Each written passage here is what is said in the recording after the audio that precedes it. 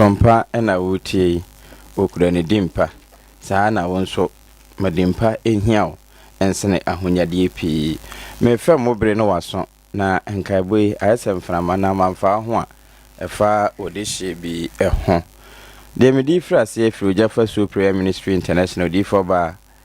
Major Prophetess Mama Cecilia Edano wose memmo beti se odinenum prophetic encounter bi ba na oyase ne firi apam dada no mahemfo ho betoso mienu etrensianche modu no nwachukosiedu no nkono potokasa mu no was not my head not my blood enti afi no enye wuti ene edi twaso ena anye umoja nso ene eguo enti kohia nyame akasafo ana ngosra wo wonso nyame de che nya bosome de etoso du no nso kosi de duasa baako ya Major Prophetess Mama Cecilia jumade nyina sine naso e na beshia Reverend Kwabenadu Timothy Apostle Dr. Father Bosco ya wona main speaker no nsiampa imonwumre ne yefrase etoma ko ise no nkono bebo na benada ye de jumade ne ba wie ne de watch night service Fire City Akropon kwan so kobeda nkwantanhwe animu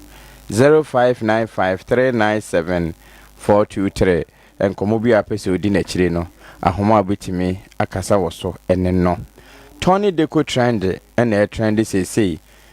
ye wiase aye wemu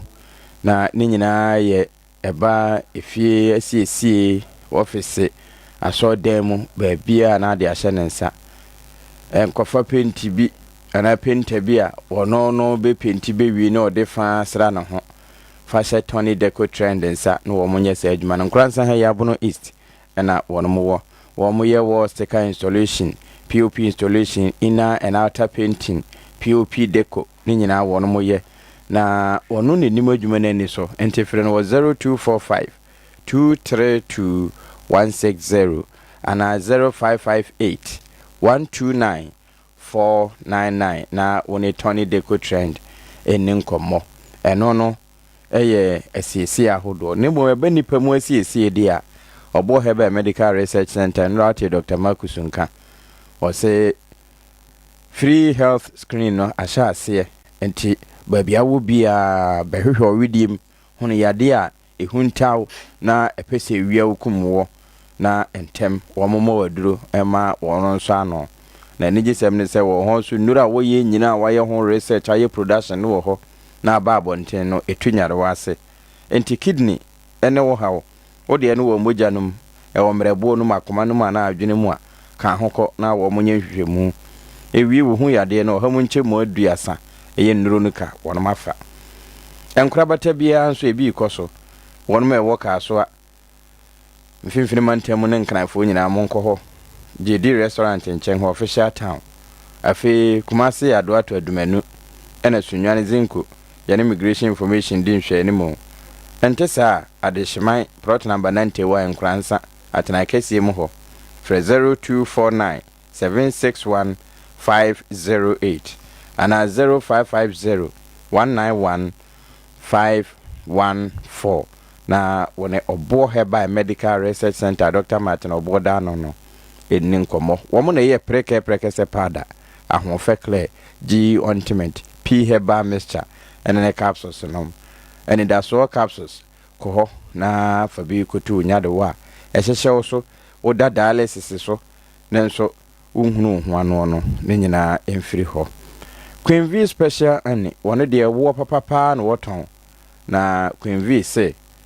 enwo wa na ebinum yan bio nenso wo mo nwa no ekọ agyanan bia nyina wo mo kọ border so nenso Queen V nwoi wo mo twetwe frawa mu nsuo enua na ehia na hoden wo mu nenso ne dua awe kura wo nwi bi da no enum ahoden ne wo no matwetwe enti wo mo wo no wo hwa asay organic ya enti pebi na emu a leta bia wo mo won tranketwa ne akese ekosi gra wo mu nyina obenya Queen V wo esu ensi from abrochire nyina ekọ enti o obuno east ha ene Nkoranza fa ha na wunya bia e wo so ofre wo delivery service ba bia wo bia wo de betwa wo 0244 361 008 0244 361 008 Queen V special ani ewo papa efie ene ho mo amoye nsa mo hia wo mo ye nnuro mo hia wo wa de ye waduane adie me badi wo na ye me busa mo kai Queen V se frɛ no na anopai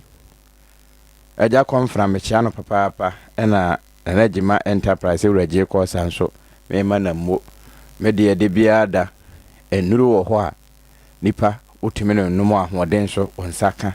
na obi wo ho a wo mpeduro nso wura ba o se mame eduro ben ya wo hu adukro nkyere anopai Crusade Global Company ene tabia heba aya ade bia ade nchen ntimi mpese mebo so a kyerɛ wo ne mo mfa ahoman 0245 749206 and 0243 686 861 ya to bi mudin efre wo mo condemn ka ho na je wo mo esan se FDA ne me bosu no wo magye atum enuanu nure wo mu no ebo nipadua no ne mo wafa afuro ana wo ma akoda no fo wonya ni mfinhia du nwotwe a eho de menkamfo ma ase koho watra ana ne me bobosu ebi ne ho de a ene utimi wura ho pa na mom o kɔ ho a na ode adwene ato ho anope ade a chen bia emu nsam dɔso yekofa no nsi aka se ebo afiri Sompa TV aba eba enkoma wa hye so ene esewaso ense obite no waka kire wo mo woni nye se ya wutie Sompa no na ya homa no nso unim 0598994994 no enkomo bi ebekɔ so chefa wo mu a no wabo awuram eno a so na Sompa kunafo akyɛde no obetime de onso chefa atoso ama aduru kunani bi aboboa no na nyame afa so ahyira wo afi no so wo donkro nkwanta enha ho se kunani emmo anan maha no ane se wo nkwanta police station wo bredia no ane se wo bredi police station ene na afa wo ebia na wo busua enha ho onoma wo bom ne bonte adumasanom ene edumankese enha ho mfro kai Nkoranza so obetwere odin Kobusua police station na kɔtwero na fie wo a won Nkoranza ne ano ha ya ne de waba Sompa fie ha nyame de kyɛn ya bosumi ye wieye Sompa kunafo akyɛde na akyɛde ne beba so enti ana wahyɛ ne nso ti afidie ya na onya te sɛ ya bɔpe sɛ ye twero na watumrika isan sɛ enye na tenten sɛ de be na enkoye dudu wura ne mom ebe ketewese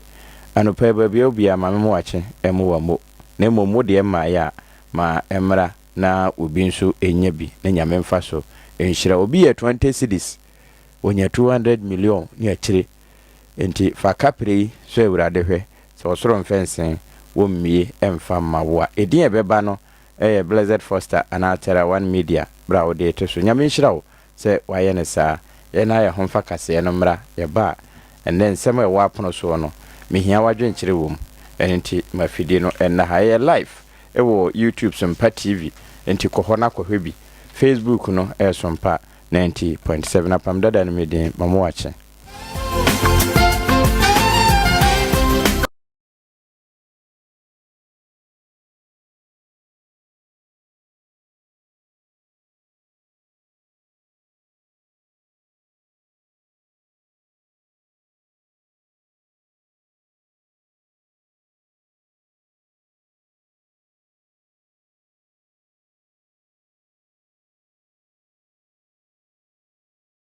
transform my space nyina na mpa wa hu a obehu sa de efe minim se ato akoma so na woni bi nyina dwadwenkro se tsade a be ka me ho na yenko Tony Deco Trends a wall sticker installation, POP installation, inner and outside painting, POP decoration, room designing, room decoration, and reworks, and blank curtains installation.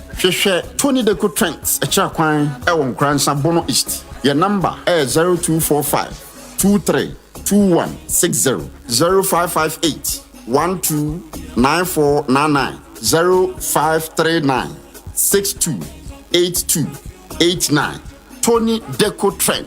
So fear no dumo manyefa if you are.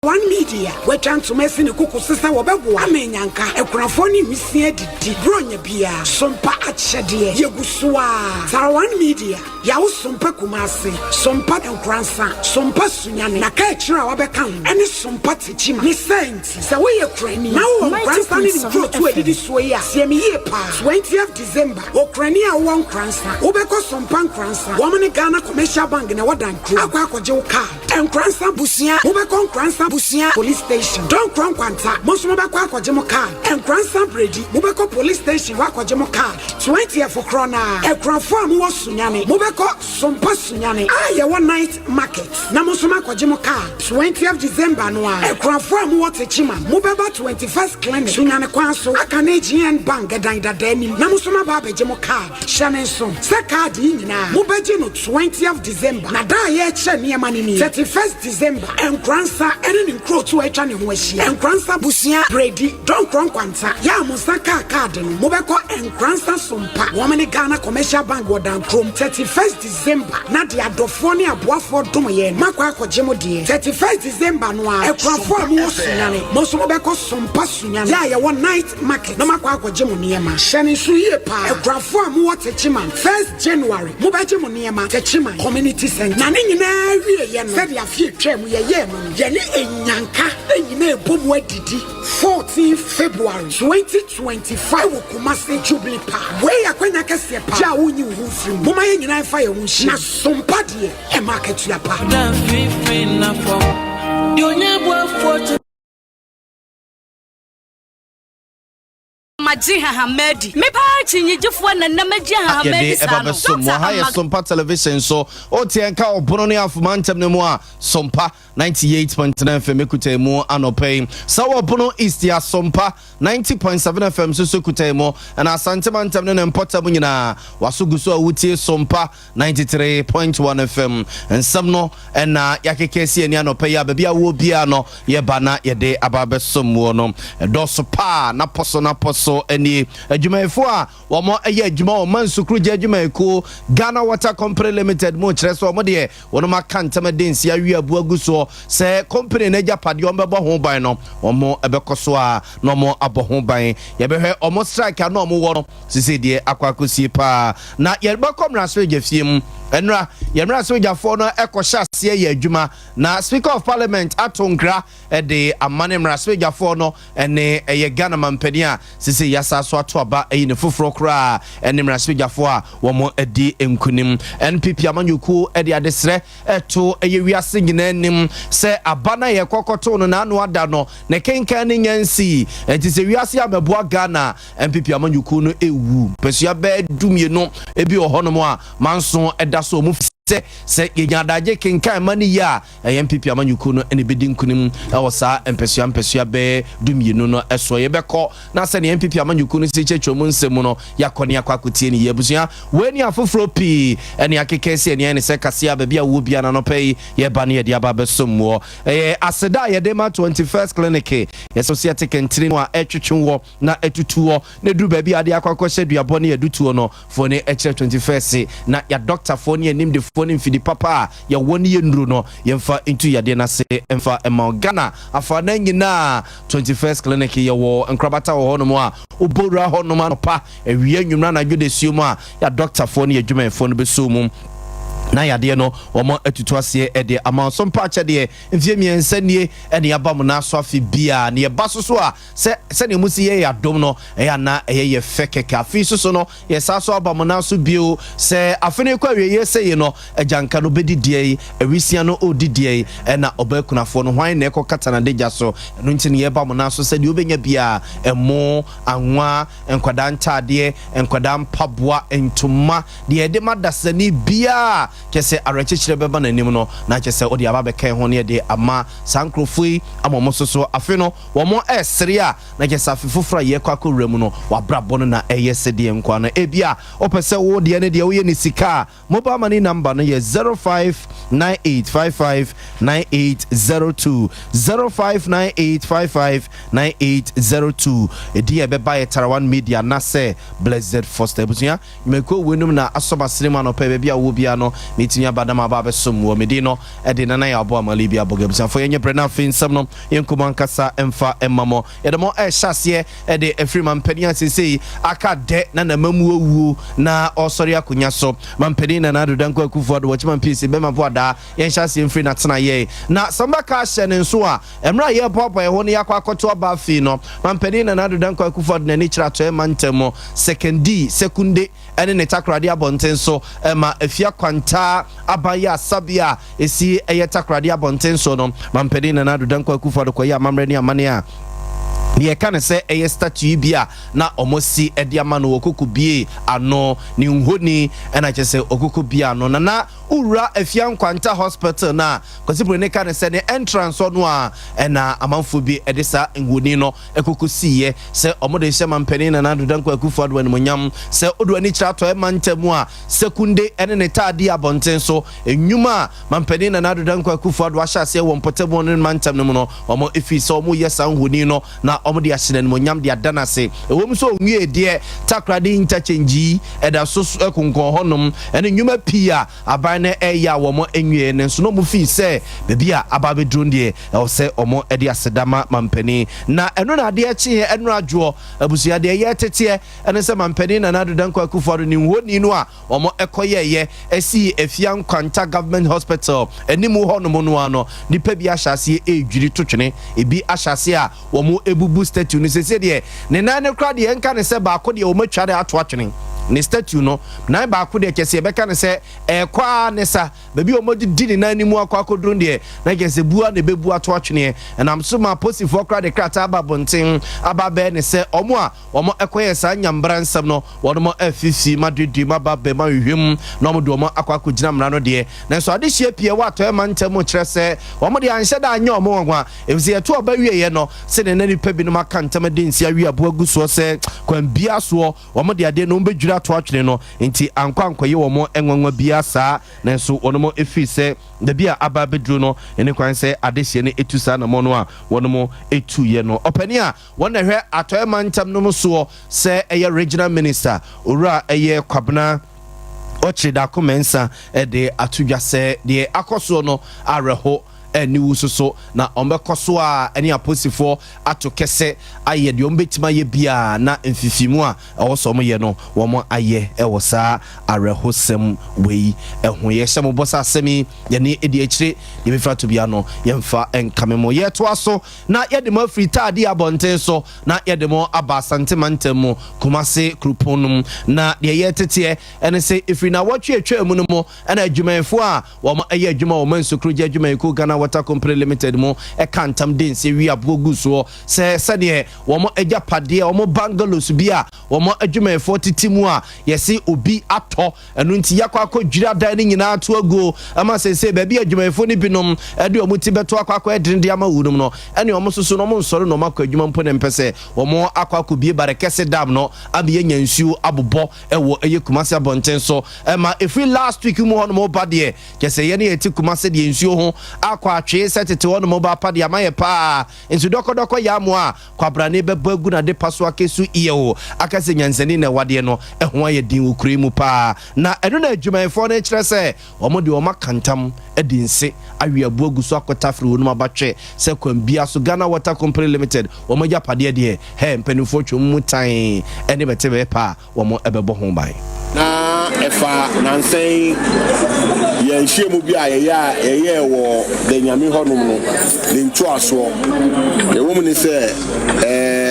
yenya itie yenya itie bi free penifo ho se mbe se omuni ye nhia efa nso a atwa ewo asantiman se ombe se omuni ndi ehun komo se yedi nyama atu form se nyama bia ye ti aye the managers bi nti ye nye eduma no biom no ombe se omuhia ye wo ho omo so se omonya ngofo bi frɛ omo penifo bi frɛ omo nti na omba aye meeting ewi yaji omo we no atum se ye start issue no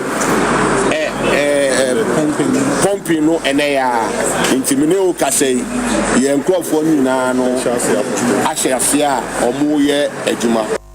Abzanfonti insuo na no mom pompe anu ntema insuo ho ye de ne wokumase abonten so no mo se enu adua no a omo ade omo tuate ba wieye no anadwo no a na je so mo hyase ene kafreka twa na wo mo ebubigu mu nti ebia ade ye chia no pede so papo no ma ya na ebia enkeka ma wie mu ntiye no na je sa hyase a ebufa so tata nti we Ghana Water Company Limited adwumayefo ebufu a wo mu nya na wotwetwe mu na wo mo ekyerese ebufu no wo mo ede nsuo guso na wo bekọ adwuma ne mum wo mo japade no soso de wo behwe no mo aboho ban yemfamo Nkoranza begefiem eyemanimu sam se yebranza begafo no ekọ akwama kokọji wo no mahome koyeye campaign a se be na eja wo mpesua adehye besa so akai wo no mu biewu no mo ede tumi am wo no makwakosi wo na mu biewu e wo mranza begefiem ewum sa dodo no afere ezo madwuma ya ansani a wo ma adehye atoto abatia wo no mo de ani wo na ekọ adwuma enrade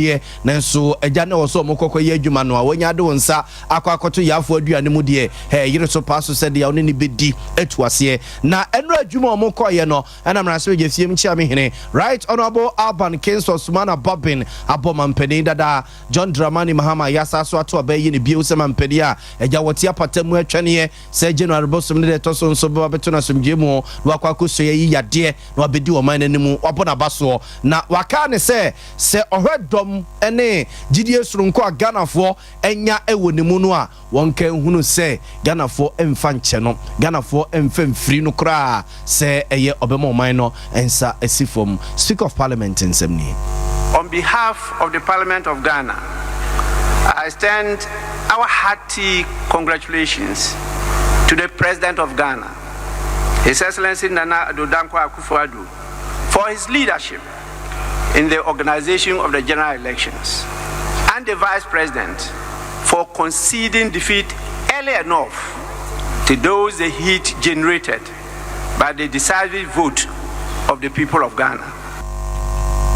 Abzanfonti we ye mranza begefiem chia me hene right honorable Alban Kings Osmana Bobbin na yete ne nke we mra na jese mranza begafo na hye adwuma ase na odesa nkra we emane mampeni dada John Dramani Mahama yasa so ato abayi ne biewu se mampeni a mfie na we ne me oba bidi wo man no animu na mranza begani o mranza begefiem adese a wo afutu abato mpesua so wonu na sese eja edom kese wo mranza begefiem esese no wodi wo manim second fo na kese majority leader akako na adwuma ba wieye eno no na honorable Alexander Afenyoma Kenso so no de ato ndc mrasbejafo nanim se abane de o manwi o ene ye koto yei o matabri mane se tabri nwa no na oka wo mo se wo mo nkokon ketenkete no anyembi Ghanafo ye besa line ya ba be jinkokon ketenkete no anase wo mo ade bebre wo fie ami agege nkokon no ne anya ewunum na obusa wo mo bio se etuo bebrebe no mo so mbetwetwamu no